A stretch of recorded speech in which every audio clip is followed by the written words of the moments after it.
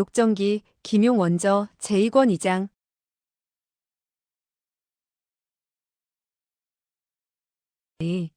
납치당하는 위소보. 기다란 수염의 사나이는 명령을 내렸다. 이 애를 데리고 나가거라. 그러자 모두 밖으로 나갔다. 청의 사내 한 명이 위소보를 옆구리에 끼더니 서곡에서 달려나갔다. 밖에 나오자 휙휙하며 화살이 비오듯 날아들었다. 왕부의 20명 남짓 되는 위사들이 끊임없이 활을 쏘아대는 것이었다. 강친왕이 칼을 든 채 친히 그들을 독려하고 있었다. 청의 사내들은 화살에 막혀 달려나갈 수 없게 되고 말았다. 그러자 오배의 시체를 안고 있던 사람이 큰 소리로 외쳤다. 나를 따라오도록 하시오. 그리고 그는 시체를 방패막이인 양자기 앞에 세웠다. 강친왕은 오배를 발견했으나 그가 이미 죽은 것을 모르고 있었다. 더군다나 위소보가 자객들에게 잡혀있는 것을 보고 큰 소리로 말했다. 활을 멈추어라. 개공공에게 상처를 입히면 안 된다. 위소보는 속으로 생각했다. 강왕야는 그래도 양심이 있군. 나는 당신을 잊지 않겠소. 왕부의 궁전수들은 대뜸 활쏘기를 멈추었다. 청의 사내들은 고함을 지르며 서곡에서 달려나갔다. 긴 수염의 사내가 손을 들어 한번 휘둘렀다. 그러자 4명의 사내가 일제히 강친왕 쪽으로 달려나갔다. 뭇 위사들은 깜짝 놀라 적을 쏠 엄두를 내지 못하고 모두 왕야를 보호했다. 그런데 그것은 긴 수염의 사내가 성동격서의 계략을 쓴 것에 지나지 않았다. 나머지 사람들은 그 빈틈을 타서 담장 위로 뛰어올랐고 왕부에서 도망을 쳤다. 강친왕을 포위 공격한 4명의 사내는 경신법이 무척 뛰어나 위사들과 싸우지 않고 이리저리 몸을 날렸다. 마치 기회를 보아 강친왕의 목숨을 노리는 듯한 신용을 하고 있었다. 그러다가 동료들이 모조리 왕부에서 나가자 4명은 일제히 휘파람을 불며 담장 위로 뛰어올랐다.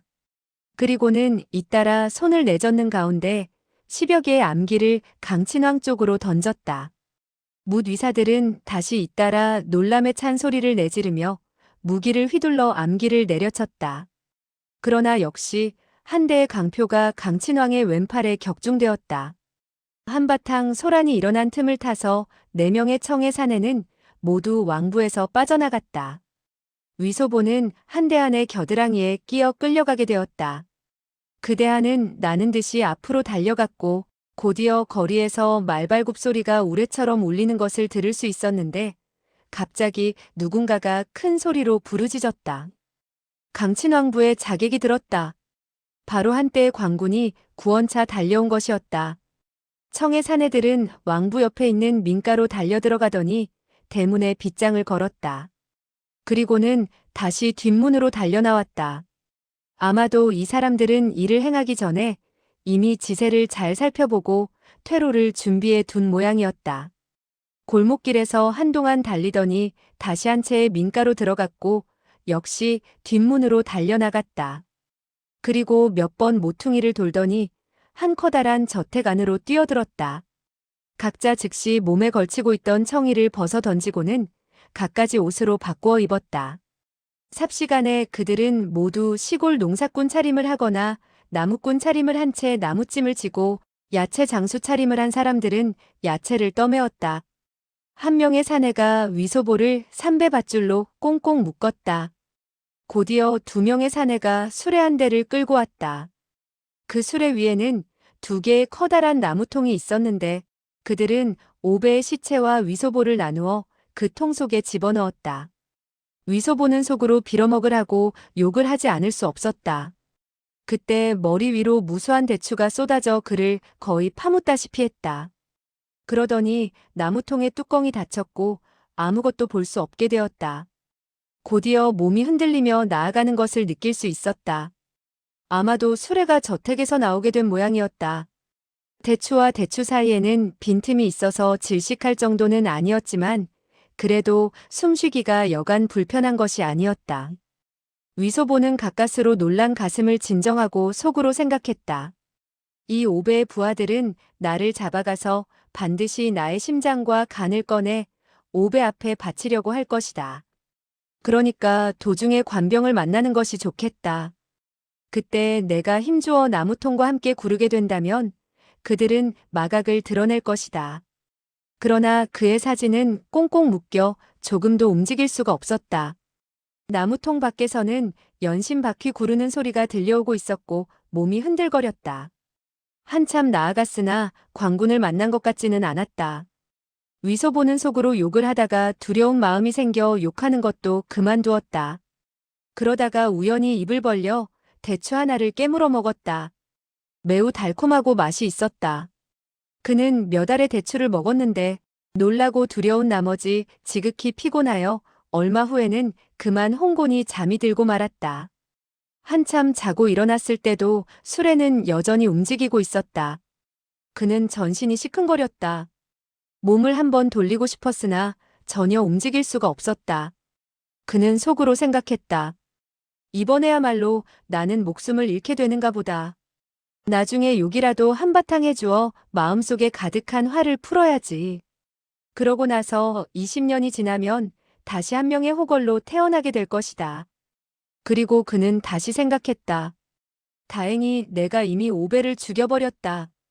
그렇지 않았다면 이 개도적들에게 오베가 구원을 받았을 것이고 나는 또 사로잡혀 똑같이 목숨을 건지기 어렵게 되었을 테니 그야말로 믿져도 크게 믿지는 일이지. 하지만 오베가 죽었으니 믿지는 장사는 아니다. 오베는 조정의 대신이지만 이 위소보는 여춘원의 꼬마에 불과하지 않은가. 한 목숨으로 한 목숨을 바꾸는 것이니 나야말로 크게 덕을 본 셈이지. 하하하, 정말로 큰 덕을 본 셈이야.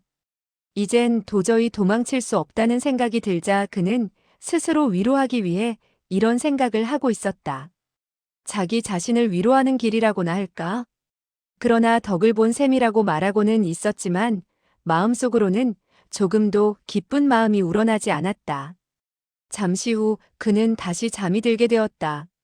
이번에는 상당히 오랫동안 잠이 들었던 모양인데 깨어났을 때는 수레가 지나가는 땅바닥이 무척 매끄러운 듯 심하게 흔들거리지 않았다. 그리고 얼마 가지 않아 수레는 멈추었다. 그런데 그 누구도 와서 그를 꺼내주지 않았다. 여전히 그를 대추통 속에 남겨두고 있었다. 반나절이 지났다. 위소보는 답답하기 이를 데 없었다. 다시 몽롱히 잠이 들려고 했을 때 갑자기 뚜껑이 열렸다. 그리고 누군가 그의 머리 위에 대추들을 퍼내기 시작했다. 위소보는 길게 한숨을 내쉬었다. 크게 시원해짐을 느꼈다. 눈을 떠보니 사방이 어둡고 침침했다. 다만 머리 위에 희미한 광채가 있을 뿐이었다. 누군가 두 손을 통 안으로 집어넣더니 위소보를 들어올려 팔로 안았다. 그 옆에는 한 사람이 등불을 들고 있었는데 알고 보니 이미 밤이었다. 위소보는 자기를 아는 사람이 노인인 것을 알 수 있었다. 노인의 표정은 매우 엄숙했다. 다시 주위를 살펴보니 자기가 있는 곳은 지극히 넓은 마당이 아닌가. 노인은 위소보를 데리고 후당으로 들어갔다. 등불을 든 사내는 기다란 창문을 열어젖혔다. 야단났구나. 지세가 높고 낮음을 잘 알 수 없었으나 창문을 열어젖히자 지극히 커다란 대청이 나타났다. 그 대청에는 사람들로 가득 차 있었는데 적어도 200명은 됨직했다. 이 사람들은 한결같이 청이를 걸치고 있었고 머리에는 하얀 배를 두르고 있었다. 모두 상복을 입고 있는 셈이었다. 얼굴에는 비분함과 애통함이 가득 차 있었다. 대청 한복판에는 영당이 차려져 있었고 탁자 위에는 8자루의 굵은 남색초에 불이 켜져 있었다. 그리고 영당 옆으로 하얀 배로 만들어진 말년이 몇 폭 걸려 있는가 하면 혼을 부른다는 깃발도 세워져 있었다. 위소보는 양주에 있을 때 대갓집에 초상이 날 때마다 구경 삼아 찾아가 상여금을 얻어내기도 했었다. 상갓집 사람들이 바쁘게 돌아가는 틈을 타 슬쩍 그릇들을 팔아치운 돈으로 노름을 하고 다녔기에 영당을 차려놓은 것을 많이 보아왔던지라 첫눈에 알아볼 수 있었다. 그는 대추 나무통 속에 있을 때 이미 자기 가슴팍이 양쪽으로 쪼개져 심장이 꺼내질 것이며 오베의 영혼 앞에 제물로 올려질 것이라는 사실을 짐작하고 있었다. 그러나 실제로 그런 형세에 놓이게 되자 그만 놀라 전신에 맥이 쭉 빠졌고 이빨이 마구 딱딱 부딪히면서 우두둑 우두둑 소리를 냈다. 노인은 그를 내려놓더니 왼손으로 그의 어깨죽지를 잡고 오른손으로 그의 손발을 묶은 삼배 밧줄을 잘라주었다. 위소보는 두 발이 시큰거려 그대로 서 있을 수가 없었다. 노인은 손을 뻗쳐 그의 오른쪽 겨드랑이 밑으로 손을 넣어 부축해 주었다. 위소보는 대청에 모여있는 사람들 모두가 무공을 지니고 있어. 자기 자신으로서는 한 사람도 당할 수 없다는 것을 알았다. 거기다가 도망치는 것도 여간 어려운 일이 아니라는 생각이 들었다. 그러나 어찌됐든 죽기는 매한가지니 밧줄이 끊어진 지금 시험을 해봐야겠다고 생각했다. 기껏해야 도망치지 못하면 다시 잡혀올 것이고 여전히 가슴이 잘려 심장이 꺼내질 것이 아닌가? 설마 도망치다가 잡힌다고 해서 그와 같은 일을 두 번 당하지는 않을 것이라는 생각이 들었다. 따라서 지금 당장 급한 일은 이 늙은이가 자기 겨드랑이 밑에 넣어 부축하고 있는 손을 먼저 뽑도록 해야 한다고 생각했다. 그래야만 움직이더라도 그에게 잡히지 않기 때문이었다. 그리고 둘째로는 어떻게든 등불이나 촛불을 꺼버려야 한다고 생각했다. 사방이 어두컴컴해야 도망칠 기회가 생기기 때문이었다.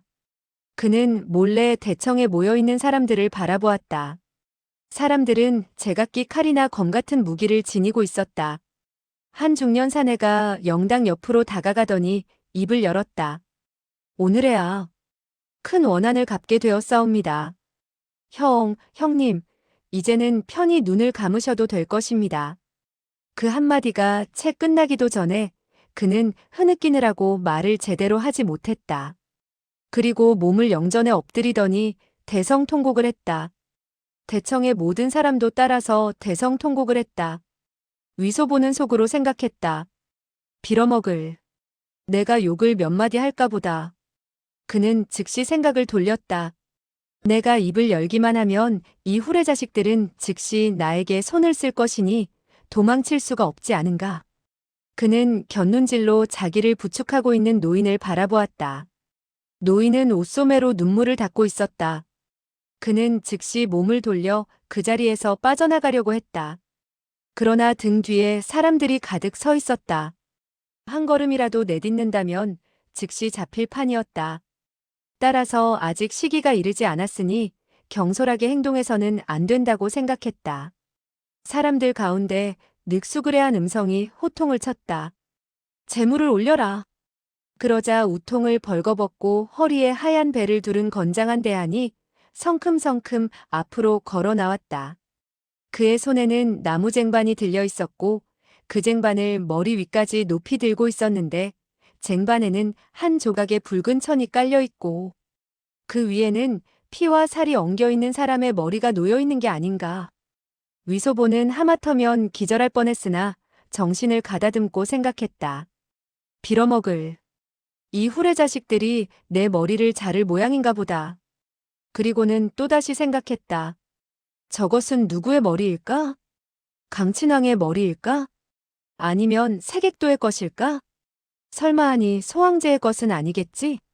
나무쟁반이 높이 쳐들려 있었기에 그 머리의 얼굴을 살펴볼 수가 없었다. 대한은 나무쟁반을 공탁 위에 내려놓더니 털썩 꿇어앉아 절을 했다.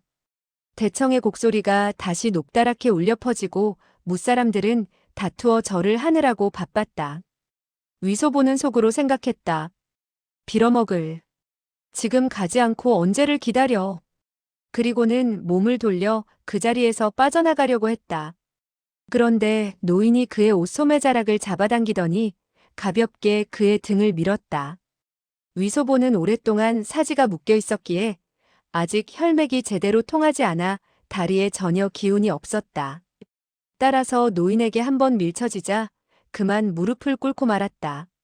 무사람들이 모두 절을 하고 있는지라 그도 절을 할 수밖에 없었으나 속으로 욕을 했다. 이 도적 같은 오배야, 후레자식 오배야. 내가 너를 한 칼에 찔러 죽였었지. 다시 저승에 가서 너를 몇 번 더 찔러야겠다. 이때 어떤 사내들은 절을 다 하고 난 뒤 몸을 일으켰으며 어떤 사내들은 여전히 땅바닥에 엎드려 소리내어 울고 있었다. 위소보는 속으로 생각했다. 사내 대장부가 이토록 울음을 터뜨리다니 부끄럽지도 않은가. 오베라는 후레자식이 뭐가 좋다고 이럴까? 죽었다고 해서 애석할 게 또 뭐란 말이야? 그런데도 너희들은 말새끼 오줌 같은 눈물을 마구 뿌려.